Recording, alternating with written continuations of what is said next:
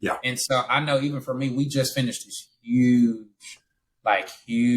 project, like 20K project. And it was so hard for me to not just want to jump in, save the day, get it done. But to your point, I'm like, I don't have to do that anymore. You got to trust your team. You pay them a lot.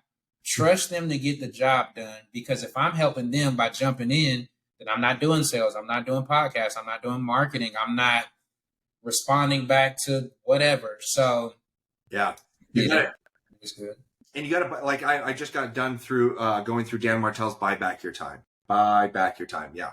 Great book for anybody who's never read it. I'm getting to implement those steps now, and that's newer for me. But there was a belief for me, because again, overarching, we've grown ever since I started the business. We've basically doubled the business every year, except this year. And it was so many things, but we didn't double this year, and it was sad.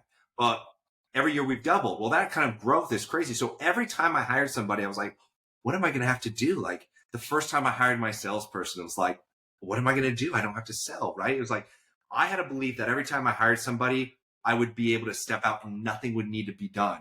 But what it ended up happening is every time I ended up hiring somebody, it was revealed more problems that now I could solve that no one else could, or I didn't have the ability to solve. And so I still remember to this day telling a guy, I was like, dude, I'm going to be able to golf like 3 times a week because I'm going to hire a sales guy and most of my time is sales.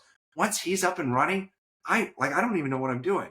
And I'm sitting here today, like, I think I'm working more hours than I did 2 years ago, but it's bigger, has bigger impact, more impact, impacts more people. And so I'm excited about that. But I like work. You've got to balance that time with what's comfortable. And that 7 to 5 p.m. is like the sweet spot for us. And then I for sure, definitely am doing a much better job that I turn work off around 5 o'clock. I'll still have my phone, but I don't need it as much anymore. But I turn work off at 5.